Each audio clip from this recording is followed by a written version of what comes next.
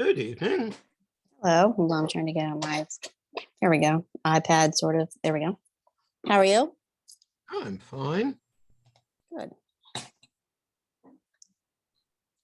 We'll let the folks in. Let me make you co-host too. Not that I have anything to put on the screen, but Just in Not- case. Just in case. just in case you go on vacation in the middle of class. Or just in case the internet goes mahooey, it's nice to have a backup host. Now, mahooey would be a good word for that. I think so too. Mhm. Yes. And it's a much more polite word than what you'd probably actually say. If you, I've that said happened. worse, so yes, you are correct. So it goes. Good evening, Yep. everybody. Aren't we supposed to talk nicely about technology so it'll work while we need it? That's a very, very good point, Suzanne. Maybe that's why I have troubles, because I don't always Yeah, talk nicely. I've been very close to taking my cane, but no. And this is a new computer, so I don't want to do anything. You to don't it. want to bash it too hard. No.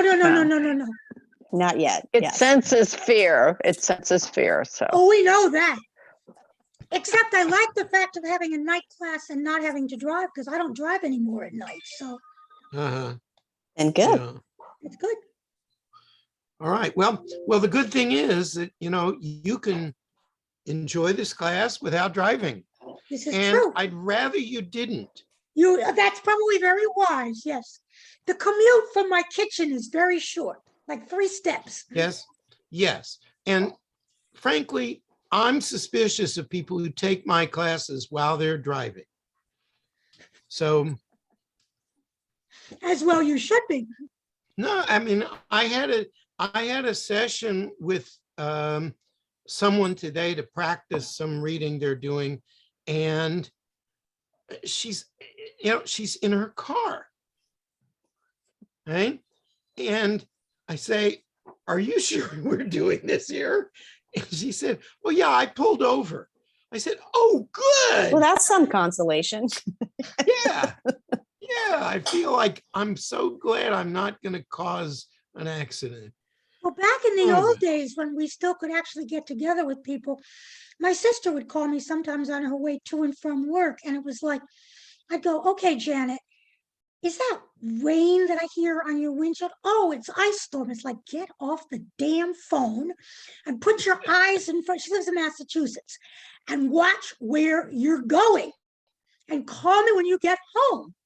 but it's so much more fun talking to you, Suzanne. In the dark, yeah, right. Yeah. Preferably not from the emergency room. So, Actually, when I broke my ankle in 2015, I called a lot of people from the emergency room, and it was well, not because fun. you had nothing else to do there while they weren't treating you. Correct.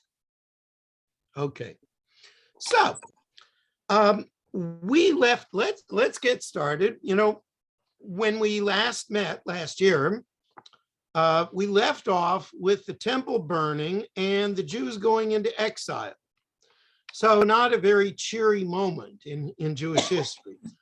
There are 2 things we need to cover before we get to the development of rabbinic Judaism, which happens in this period and is really one of the most important units in Jewish literacy. So you may wonder how we know so many details about the war with the Romans. And the answer is Josephus. Josephus was Jewish, and he was a general in the fight against the Romans, actually had been to Rome as a young man. He knew the quality of their army. He probably understood from the beginning that the rebellion would not go very well for the Jews. He led the forces in the Galilee, and you already know how that wound up. He and 40 surviving soldiers fled to a cave. The Romans apparently knew where they had gone. Soldiers don't want to surrender, and they decide to kill each other and to cast lots to arrange the order. But Josephus, clever guy, manipulates the lottery so that he is one of the last two. And then he persuades the other one to come with him and surrender. So Josephus meets the general Vespasian, probably speaks to him in Latin, I guess. I don't know. And he offers to help the Romans, not as a soldier, but as a historian. And so Vespasian respected scholarship, and he respected an opportunity for it when he saw it. And so after the war is over, Josephus goes to Rome and writes the definitive history of the Jewish wars. Without that, there is a lot that we would not know about the rebellion. Some of what Josephus writes is not completely reliable. He is, after all, living with the Romans, and so he has to placate them somewhat. He blames the rebellion on the zealots and not on Roman misbehavior, and it's not entirely unfair, only a little, right? He also identifies as a Pharisee, and he writes well of the rabbis, who were also Pharisees. And then he writes two other books that are worth mentioning. One is The Antiquities, which is a history of Jews up to that time. The other is a book called Against Apion. Apion was an Egyptian anti-Semite. He apparently had sympathizers in Rome, and so Josephus does a fine job of dressing down Apion. As Telushkin notes, some Jews appreciate Josephus, others think he was a traitor, and most people don't care because it was a long time ago, right? So that's Josephus, and he's important. The other thing you should know about is a place called Masada, right? There were some Jewish soldiers who survived Jerusalem and escaped from Jerusalem. They survived other battles. And after Jerusalem was destroyed, they fled to this fortress near the Dead Sea, Masada. Have any of you been to Masada? Okay. Yeah, so you know what it's like. It's basically on top of a big rock. So long And ago. you'd never be able to attack it just by walking up the rock. You'd be a sitting duck because they could throw anything at you from above or push large stones down on you, I mean, you couldn't shoot arrows of fire that high up. And there were 960 defenders of Masada. But the Romans were very patient. It took them 3 years to build a battering ram and to build the support mechanisms which would destroy the fortress. And they were not going to give up. The Romans were not going to quit because they knew that these zealots were among the ones who wanted to fight Rome in the first place. And if they didn't get them now, they would just regret it later. So the zealots had no incentive to surrender, because they knew that men would be sold as slaves, women would be sold as slaves and prostitutes. The Romans were not going to cut them any slack. When it was obvious that the end was near, which took close to 3 years, the leader, Elazar ben Yair, said we should all commit suicide. Now, you may know Jewish law frowns on suicide, but that was mainly because Judaism places such a high value on life. Until modern times, suicides were buried in the back corner of the cemetery as a way of saying what they did was so terrible. But they didn't realize at Masada what we know today, or really in Jewish law, nobody knew what we know today about depression, right? So we don't really do that anymore. People who commit suicide in general are just, treated like anyone else in burial. there have been other times when Jews committed suicide as a group. During the Crusades, there were times when Jews were faced with a crazed mob that even the Christian leadership couldn't control. And so rather than be burned alive, they would kill each other. This happened in a number of communities during the Crusades. Well, according to Josephus, there were 2 women and 5 children who hid themselves from everyone else while they were killing each other and themselves. And one of the women gave Josephus an account of Elazar ben Yair's final speech. One interesting touch in that speech was that he decided that all their possessions should be destroyed so that the Romans would not benefit from any of them, except to leave their food behind. And that way the Romans would know that they didn't kill themselves because they had run out of provisions. They didn't want to give the Romans the satisfaction of, having accomplished that. And Josephus is the source for all of this information.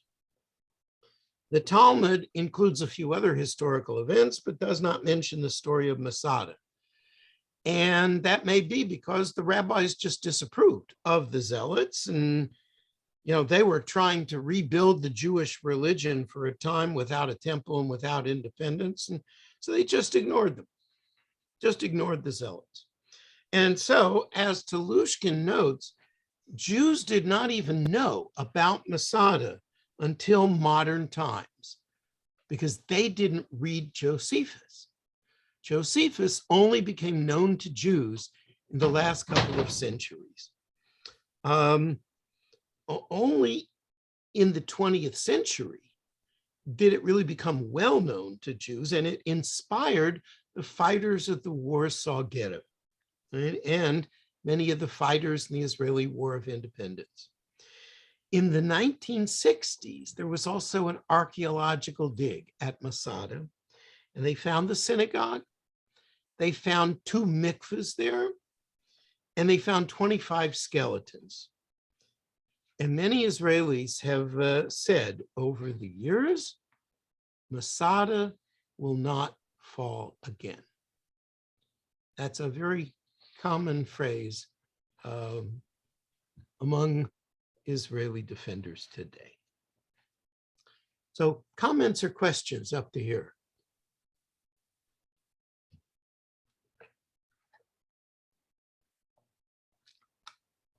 Okay. So with the revolt against Rome over, the rabbis are trying to adapt to the new circumstances. And they are, in effect, the legislators establishing Jewish practice for the present and the future.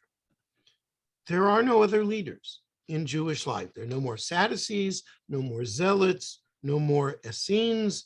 Those, some of those fringe groups that we talked about before, they're all gone.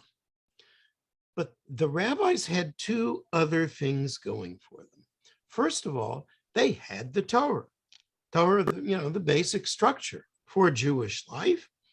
And secondly, they had many traditions which categorized and specified the meaning of the Torah in ways which were not spelled out in the Torah itself. Well, those traditions were also sacred. They weren't written down because to do so would make them as if they were elevated to the status of the Torah.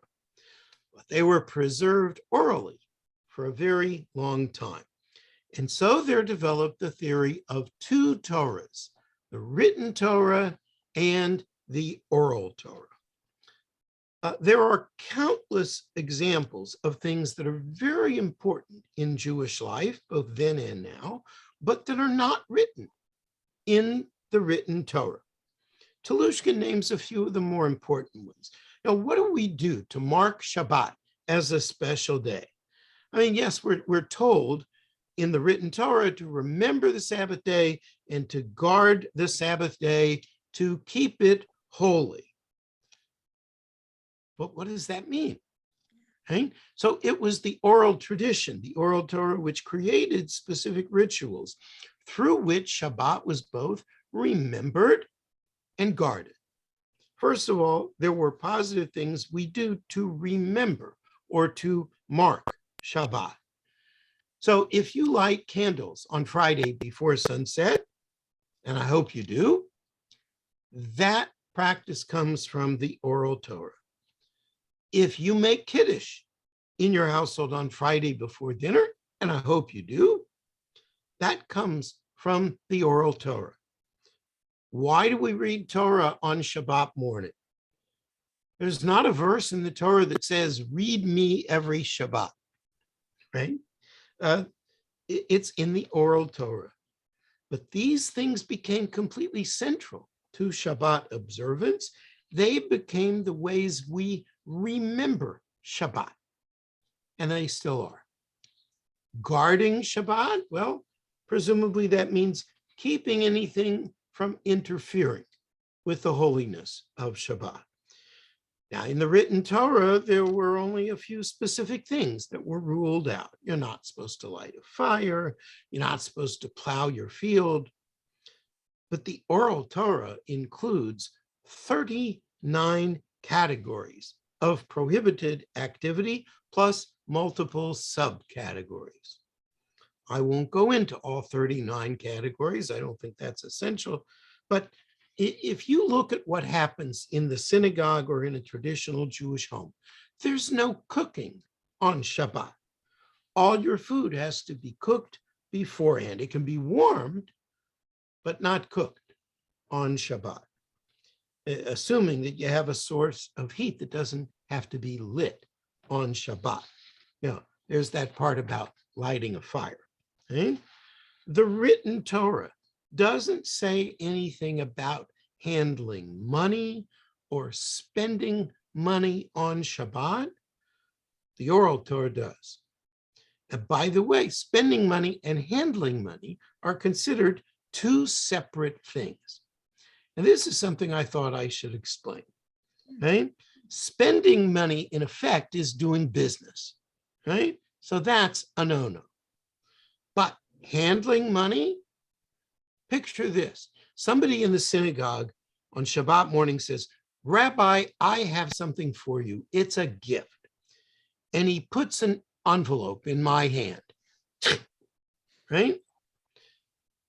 I know, and you know that there's money inside it. Right? I don't even have to look. Guess what? I'm not supposed to accept it because there is a law in the oral Torah, which is known as the law of muktzah. Muktzah means separated, set aside.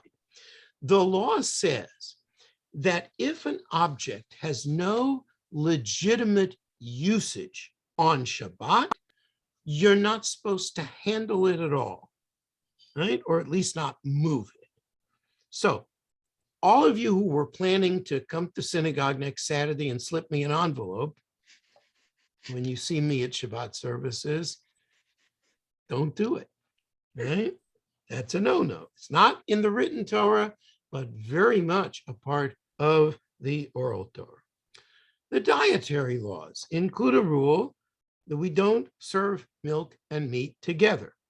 Not only that, there are rules about how long you have to wait after eating meat before you can eat milk. Is this in the written Torah? Absolutely not. All it says in the Torah is don't cook a kid in its mother's milk. But the oral Torah has tons more material about kashrut than the author or authors of the Torah probably ever dreamed of. As Talushka notes, everything connected to a Jewish wedding, every single ritual that is part of a chuppah, even the chuppah itself, comes from the oral tradition. The written Torah does assume that people will marry. It even says a few words about divorce. We'll come to that. But there are lots of rules within the written Torah about who you cannot marry.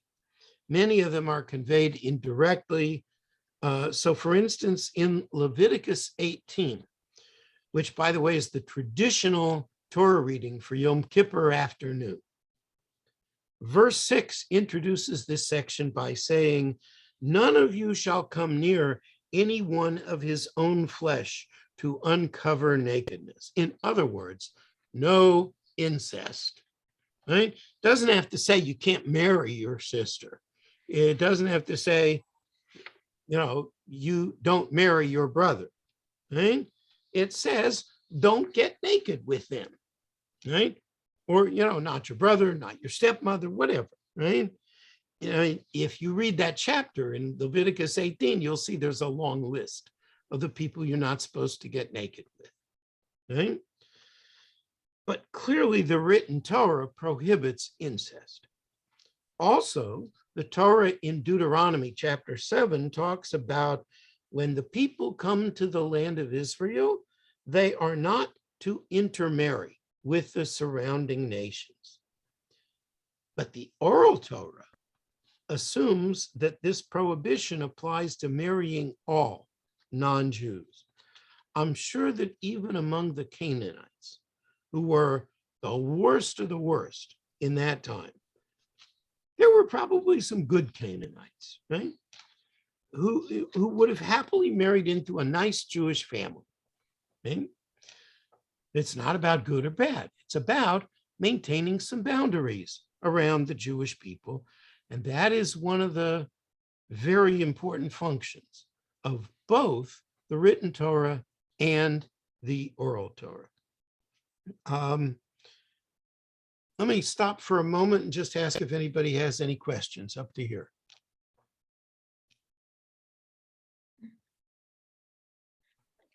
Hearing no questions. I have a Yes, question. yes, please. Okay, the things that, are inferred from the oral Torah, was it possible that something would be said and inferred in 2 or 3 different ways? And how was a decision made which way was to be interpreted? Yes, good, great question. So, yes, there were oftentimes when numerous rabbis interpreted something in the tradition in more than one way. Well, they argued it out. We're going to come to the Talmud, so you'll get a little more about that. But they would argue it out, and then the majority ruled. But not the majority of the ordinary people, the majority of the rabbis. So could something be interpreted and performed, for want of a better word, one way in one place, but then in another place done differently? Yes, absolutely. And that's why the Because- rabbis were always arguing with each other? Well, or, there were different, the rabbis lived in this period, both in Palestine and increasingly in Babylonia. And so different customs developed in different places because sometimes the law got decided in a different way in the 2 places, right? And then as new communities formed, let's say, as Jews began to move west to Spain, to Germany, to France. So, they weren't large communities, but they after a certain point, they definitely had rabbis. And so the rabbi would decide for him, either the rabbi or the rabbis would decide for themselves what the law should be for that community. Which, as we'll get to the Talmud contains both majority and minority opinions. So, and it provides the rationale for why the law was decided one way. And of course, in new places, new questions come up as well. And so the rabbis would see, maybe there was a parallel to this situation somewhere within the Talmud, somewhere within the tradition, right? And so maybe that could provide them guidance as to how to deal with a new situation. Okay? All right.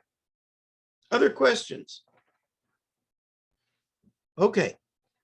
So Telushkin makes another important point that I want to emphasize and expand upon.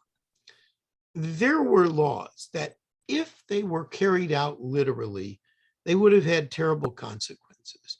And he gives the example of Exodus 21:24, where if you cause damage to someone else, there will be retribution, an eye for an eye.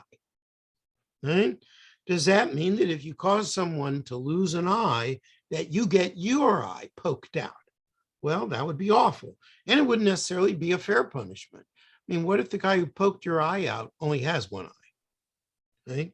So the oral Torah clarifies this and says what it really means is monetary value. Whatever the value of this person's eye is decided to be, then that's what the other person has to pay. And the oral Torah itself contains mechanisms for changing certain laws, which rabbis in later generations can use when they are needed. Here is an example, which if you read Telushkin's book, you won't find the issue when he discusses it, when he discusses the Talmud and the Mishna. He only brings it up at the very end. When the written Torah describes divorce, it says that the husband shall write her a bill of divorcement. The oral Torah says that such a bill of divorce, what is called a get, that's the word in the written Torah, actually has to be written by a rabbi, and not just any rabbi. It's kind of a specialty in rabbinic life. But the husband must commission it. Well, problem is obvious, and the rabbis dealt with it. But some of the ways they dealt with it were problematic. Maimonides wrote in his code, the Mishnah Torah, if a man separates from his wife, but then says, I'm not going to give her a get. I don't want to give her a get. We're not going to live as husband and wife, and I'm not going to support her, but I don't want to give her a get. This man, says Maimonides, should be whipped until he says, okay, I want to give her a get. Problem solved, right? Well, that's not the nicest way to solve the problem. And it's not even legal. It's not even legal in Texas, where it seems like everything is legal, right? So in the Orthodox world, this problem could have been solved a long, long time ago. But on this issue, every rabbi is looking over their right shoulder and saying, well, only the big rabbis can do it. I'm just a little rabbi. Right? And the big rabbis say, well, I'm not a big enough rabbi. Right? I don't have the authority to make such a change. In the conservative movement, we did it. And here's how we did it. The oral Torah contains a principle which says the rabbis who have the power to marry a couple also have the power to unmarry a couple. And that is, if circumstances warrant it, they can annul the marriage Jewishly.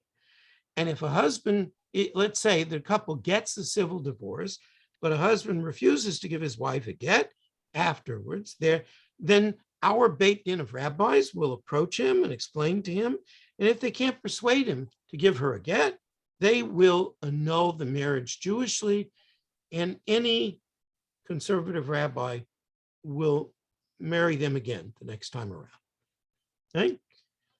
Now, as I said, for a long time, it was very, very important that the oral Torah remain oral, because that was a way of maintaining the status of the written Torah. It stayed that way until about the year 200 of the Common Era. By that time, the rabbis had been through many other challenges under Roman rule. There were other rebellions, the biggest of which was the Bar Kokhba rebellion in the 130s. All the rebellions ended the same way. They all ended very badly for the Jews. Many Roman governors were less appreciative of the rabbis and their moderation under the circumstances. And in some cases, they actively persecuted the rabbis. And so in a time when things were at least stable, around the year 200, under the leadership of one who was known as Rabbi Judah the Prince, Yehuda Hanasi, they said, you know what? Even in an oral culture where memory was prized, unlike today where I don't even have to remember my own phone number, right? All this stuff could be forgotten, especially if the Romans decide to kill a bunch more rabbis. Let's at least write down the laws from the oral Torah so that they don't become forgotten. And so Rabbi Yehuda Hanasi edited this project, and the result was the Mishna. Right?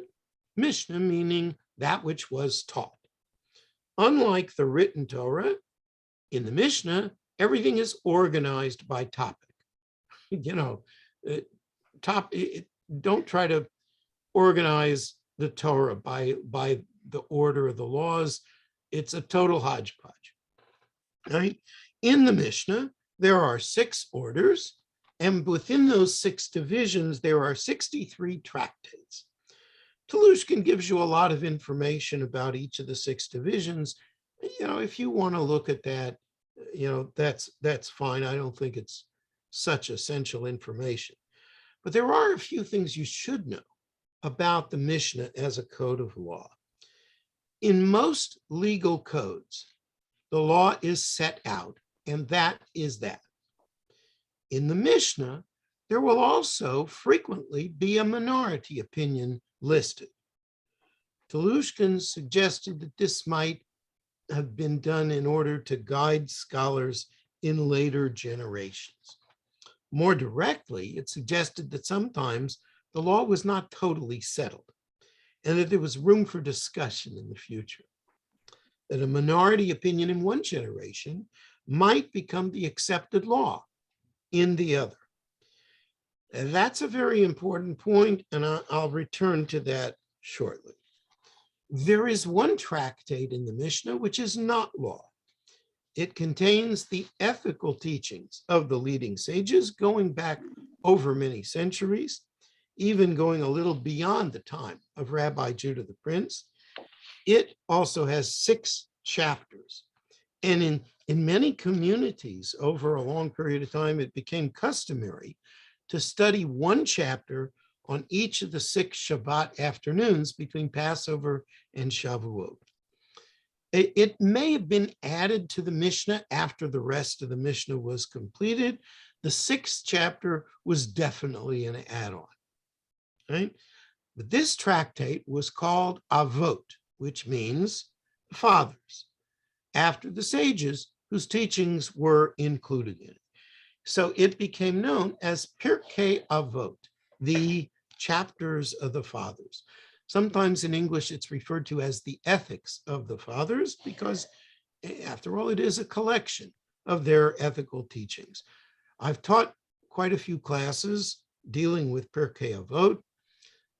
You may remember I mentioned some of the teachings of Hillel, including the classic, if I am not for myself, who will be for me? But if I'm only for myself, what am I? And if not now, when?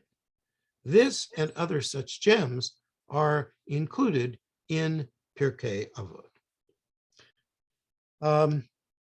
Now, just because the Mishnah was preserved in writing does not mean that rabbis stopped debating the laws. Frequently, there were new circumstances that warranted a review and a discussion as to whether the law should change. Hence those tricky minority opinions. After the time of the Mishnah, many of the rabbis went from Palestine to Babylonia. As I mentioned, in Babylonia, economic conditions were very favorable for the Jews in that time. So now there were 2 sets of discussions, much more detailed than the Mishnah itself. And the record of those discussions also became so large that even the most trained rabbis, that is, to remember everything that had been discussed, it became so large that it was too difficult even for them to remember. Thus, the creation of a much larger set of books, which became the Talmud. But actually, two Talmuds. The Palestinian Talmud, sometimes called the Jerusalem Talmud, or simply the Yerushalmi, was edited about the year 400 or so. The much larger Babylonian Talmud, the Bavli for short, was not edited until at least the 6th century, and parts of it possibly even in the 7th century. Now, when people talk about studying the Talmud today, almost always they're referring to the Bavli, the Babylonian Talmud. But both Talmuds are much more about the arguments around the law, some of those arguments being quite intricate, than they were about the law as it had been codified in the Mishna. The Talmud will start out a discussion by quoting a piece of the Mishnah, but the discussion can go on for many pages. Sometimes it doesn't reach a final decision as to whether the law of the Mishnah should be maintained or changed. But it will help explain the reasons for all the positions as to which way the law should be decided. And this becomes extremely important over the centuries and even up till today, when changes to the law are considered. Let me stop for a moment. Anybody have any questions or comments up to here?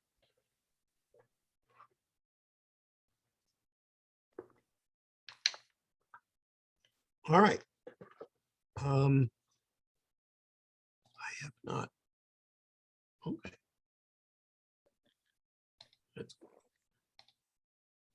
Okay. So until about 30 years ago, teaching the Talmud to a typical American Jewish audience was very challenging because it was not well translated. Even an Israeli audience, by the way, often found it challenging because the Talmud is mostly in Aramaic. Aramaic is a language that has a great deal in common with Hebrew, but even American Jews who know a good deal of Hebrew, enough to be comfortable, let's say, with reading the Hebrew in a prayer book, they might find the Talmud in Aramaic a little intimidating, maybe a lot intimidating. Okay? There was a British translation of the Talmud done into English in the first half of the 19th century, done by the Sonsino Press. So it was called the Sonsino Talmud. The quality was not that great. But things started to change in the 70s. A rabbi by the name of Adin Steinsaltz, who just died in 2020, decided to pursue a monumental project to translate the entire Bavli into modern Hebrew and provide some commentary for Israelis. By the 1990s, when he had completed most of the project, Random House decided that they would do some translations of this into English. They never finished, but they did enough of it to provide me and my synagogue adult classes with plenty of material for discussion. So, some, ordinary synagogue goers actually got to learn a little bit about what the Talmud was like. Now, there are two Jewish publishing houses that have done the entire Bavli with commentary. One of them is done by a Jewish publishing house called Koren. The other one is Art Scroll, which is kind of a right-wing Orthodox publication house. But it's a translation and commentary. It's not,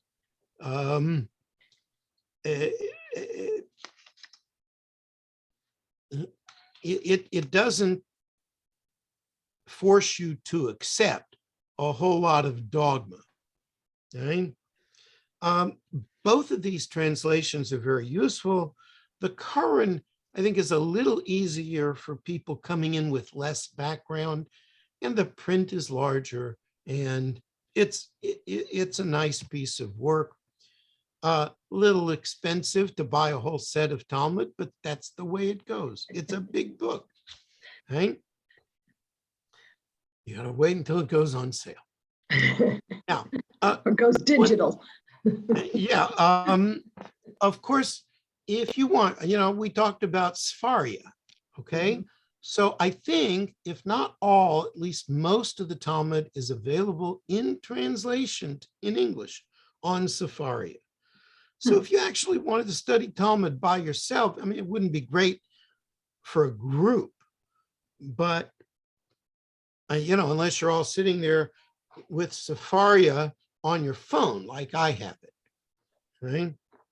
Because it's a nifty thing to have on your phone if you like studying Torah, all sorts of things. It's got a ton of stuff there. Now, one other quick note before I go on about the Talmud. There are mainly two kinds of material in the Talmud. One kind is halacha. Halacha, very important word to know and understand. Halacha refers to law or Jewish law, right? It comes from the Hebrew word holech, which means to walk. Halacha is the path on which we Jews are supposed to walk. So in the Talmud, halacha refers to legal discussions. Some of them are very brief, maybe just a few lines. Some go on for many pages. The other kind of material is what is called agadah. Agadah is similar to a word Haggadah, right? As in the Passover Haggadah. The Passover Haggadah is the telling of the story of the Exodus. And both of these words come from the Hebrew word lahagid, to tell. Agadah in the Talmud refers to almost everything else besides the law itself. Ethical teachings, folklore, fanciful interpretations of scriptural verses, personal stories about some of the rabbis, the personal prayers of the rabbis. In other words, just about everything that isn't halakha. Well, the oral Torah is not just laws, just as the written Torah is not just laws, right? You have lots and lots of stories in the Torah that have nothing to do with any code of law. So both halakha and agadah are included in the Talmud.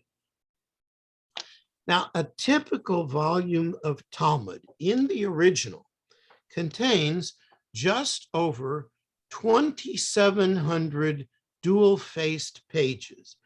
The first page of a tractate has two sides, and those pages are numbered 2A and 2B. This should prompt you to ask a question: why doesn't it begin with page 1? The real reason is that the printer had a title page before the text began. That's right, right. The reason that is often given, however, and this is instructive, is no matter how much you study the Talmud, you should always approach it as if you haven't even mastered page 1. Okay? Now, I want to show you, if I can, a little bit of what a volume of Talmud looks like. I know you won't be able to see much of this, but this is one of my older, hence the brown and splotchy pages in this, right? And in the middle section of the page is the Talmud itself.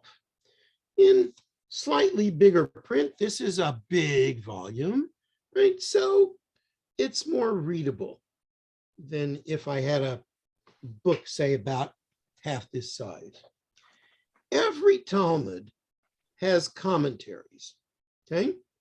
On the inside of the page over here is the commentary of Rashi, the 11th century French teacher. Rashi stands for Rabbi Shlomo Yitzchak. Okay? Rashi wrote a commentary on the entire Bible and on the almost all of the Talmud. He didn't live to quite finish it. Because after a few centuries, people, might not have had a good teacher to be able to explain things in the Talmud to them. And without a teacher, you might, even though they understood the words of the Talmud, they might not figure out what it all meant. Rashi would explain in very simple words what it meant. The other commentary over here on the outside of the page, on this page, it's much bigger, much more discussion, is the commentary of the Tosafot, the additional commentators, mostly from the school of Rashi and including some of Rashi's grandsons, right? They took on some of the more intricate issues in the Talmud that needed much more explanation. And so you have those two commentaries in virtually every Hebrew Aramaic edition of the Talmud. This particular volume has a bunch of commentaries in the back. Here's, for instance, Maimonides' commentary on the Mishna, right? And you have other medieval commentaries who are included, just depending on what the printer decided to include. The original printed edition of the Talmud that became, it wasn't the first printed Talmud, but it was the one that became standardized into 2,711 pages, was printed in Vilna. And so it became known as the Vilna edition of the Talmud, and everybody else after that adopted their pagination of the Talmud. So if somebody cites a passage from the Talmud, it says it's on page 15a of Brachot, right? Well, they're talking about the Vilna edition of the Talmud. So you probably understand that until the invention of printing, most people didn't own many books. You had to be wealthy to own written manuscripts. You were lucky if you had a manuscript of the prayer book. Many men knew the Torah, or at least large parts of it, by heart. Rabbis in that time probably knew much, if not all, of Scripture by heart. Please don't ask me to recite too much Scripture by heart off the top of my head. I do read Torah at Beth Yeshurun, but not the whole thing by heart.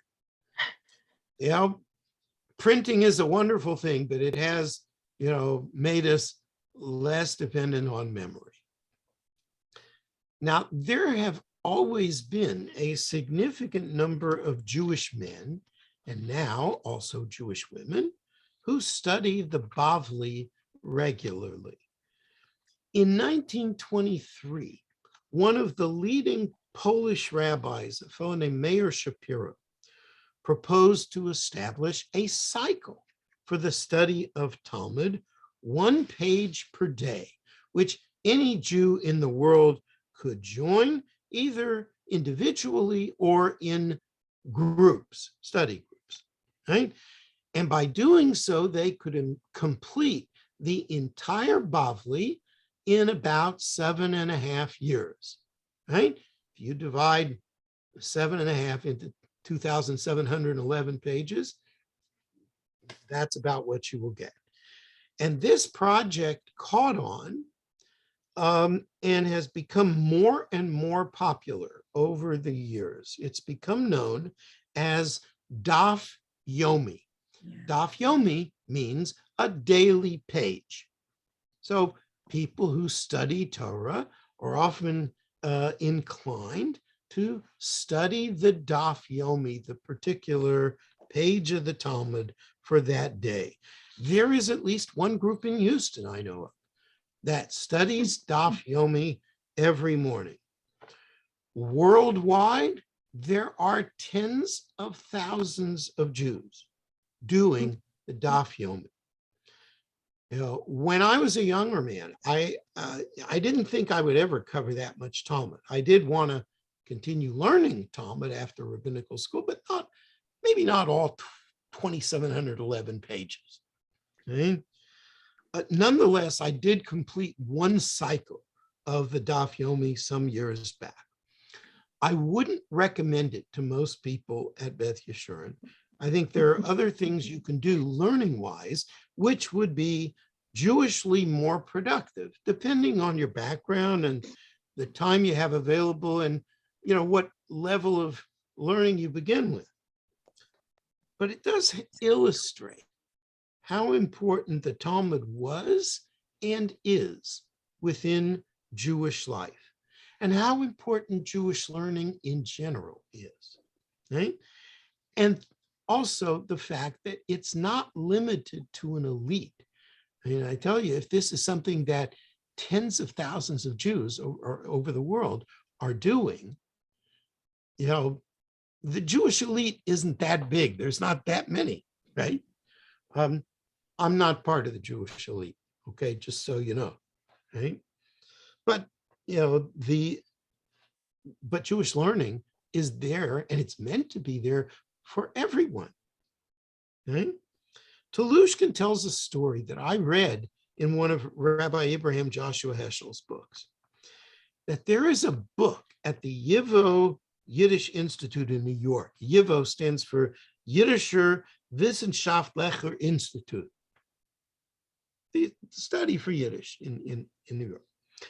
And the book in their library has a stamp in it indicating that it belonged to the Society of Woodchoppers for the Study of Mishna in Berdichev. Berdichev is a little town in the Ukraine. Okay? Now, you wouldn't think that woodchoppers would take time out of their labors to learn Torah, to study Mishna. You know, how literate do you expect someone to be if they chopped wood for a living a century ago or more, right? Probably not very, you would think. And yet they were. And they did. Right? It tells us how important serious Jewish learning was within the Jewish community.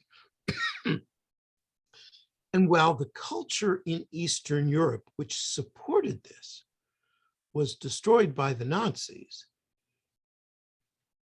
we're still building a new culture and engaging another generation in learning. And by the way, it's not limited to the Orthodox world, certainly popular there. But I've known many conservative Jews over the years who decided, you know what, I want in on this thing. And this is a big challenge, but I'm going to take it on. And they did. And some of them actually completed it. All right. Now, I know that Steve Rudolph of blessed memory, who died now, it's been probably about 6 years, I think. 6 years, yeah. Yeah. And, you know, he used to study Daf Yomi. I don't know if he ever finished the whole thing, but I know he did it for a long time. And he was just one of those people who said, you know, I love a challenge. and he did. And he was up to it. So I wouldn't recommend that to most of you, but I would say never think that Jewish learning doesn't have things that are appropriate for you. There is always something that's appropriate for Jews, at whatever level they begin with. Okay.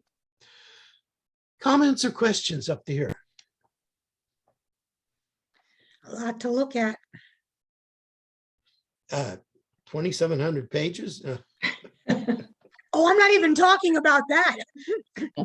I Yeah. did read the chapters on the Talmud and the Mishnah in our book. Yes. But unfortunately, I read them weeks ago, right after our last class, and didn't have the opportunity to go back and reread some as I'm just compulsive. But I was going through and looking at what I had highlighted, and I thought, oh yeah, I did read this. He is talking about this. I did see. Mhm. So, but Yes. Yes. I'll have to Now- go back and look at it in order to be able to ask intelligent questions. Yeah. Yeah, me Now, too. I have I left read out- it weeks ago, yeah. Uh-huh. Yeah, Sharon. You have probably noticed that there's stuff that I've left out, and there's Sure. stuff that I include that he doesn't, Yeah. Right. right? Oh, yeah. That's just, my sense of who you are and where you're at and what's really essential for you. I mean, we are not going to finish everything in Telushkin's book. No. So, having- It's a Having the- 7-year cycle, perhaps. Yeah. yeah. Having Yeah. the bookshop, I had a lot of Judaica come through, and people who knew I was Jewish, if they went to a library, if they were book dealers, and they went to Mhm. library sales and brought me stuff to sell, they always included anything Jewish they could find. And I have all these, I was reading out my books. If you look at my bookshelf behind me, it's kind of in chaos. I just donated 18 boxes of books. Oh And I my still gosh. have about 10 to 15 more boxes that I'm keeping. But anyway, I have a copy of Josephus, The Jewish Wars. It's a Uh-huh. thin volume, but yeah, I do have that. Yes. Yes. Well, It's he's old. a fascinating person just to read about, because he was really one of the first people who wrote history, and he wrote history from the viewpoint of the people that were paying him, which were the Romans. Yes, That's true. but he had his own agenda too. Oh, definitely he had his Yeah. own agenda, but the And- Romans and- were paying him. Yes. And the other thing about Josephus, you have to remember, most people never traveled very far in those days. I mean, Roman soldiers, sure. Most Jews did not travel very far, right? It's said that in the Middle Ages, most people, even in Europe, never traveled more than 20 miles from where they were born, right? Mhm. So Josephus, just by virtue of the fact that he had actually lived in Rome before, spent much of his life in Palestine, and then went back to Rome to write, that he had done that much traveling, made him far more cosmopolitan than the average person of his time. That's true. Just the traveling, plus the fact that he was literate and that he had lived through some very important historical events and knew it and presented himself as someone who could write them down. And Vespasian understood the value of that. Well, I think Vespasian was one of the better emperors, wasn't he? Kind of more, From my humane, knowledge not of the as Roman Empire, it's not crazy. exactly my field. yeah. Most of what I know about Roman history in that period comes from I Claudius. Mhm. How many Yeah. of you saw I Claudius? Oh, Right? yeah. Well, no. And No, read the but I'm books familiar too. with it. Yeah. Oh, I did too. I saw the thing on PBS, and then I said, I have to read this stuff. This is too good to miss. So, and the books are terrific too. Mhm. The Yeah. series was unbelievable. One of the best things I've ever seen on television. A little gruesome at times, but that Mhm. was Rome, Mhm. right? Not the sort of thing that, they always put on television in those days. Now, things are much looser, right? But Mhm. that's the way it was. So, yes, Vespasian was one of the more understanding, and certainly one of the more businesslike emperors. I mean, think of it, he was the general of the Roman army, right? That alone gave him much more understanding of how to be a good emperor and why it was important to be a good emperor than most of the emperors ever had. Kind of like Eisenhower with the Cold War, he'd seen so much warfare that he wanted to avoid it. And, but Not only Vespasian that, but when apparently, you read what he said about the military industrial complex, yes, right? it's very That's prescient. you. It still holds You didn't true. expect to hear that, and especially from a Republican in the 1950s. But he understood. He knew what was at stake because he'd been there, and he'd sent men to die for that. Republicans Okay. used to be real people. No I mean, comment. real, humane Thank people. Yeah, Sharon. let's not go there. Yes, no, I'm not disagreeing. I'm just not commenting. It requires no comment. So thank you all very much. Thank Jennifer, you. thank you. And Yes. hopefully we'll see you all next week. So Good to be back. is there any reading that you want us to do? What are we going to cover next time? I'll see if I can think of something particular, because I really haven't, gone a whole lot farther than we are. Okay. I will have Jennifer send everybody a message Okay. if I that's think good. there's something useful that you can do for preparing for next week. That would be So- really good. Okay, Thank you very thank much. you. Thank you. You bet. Thanks. Bye. Next time.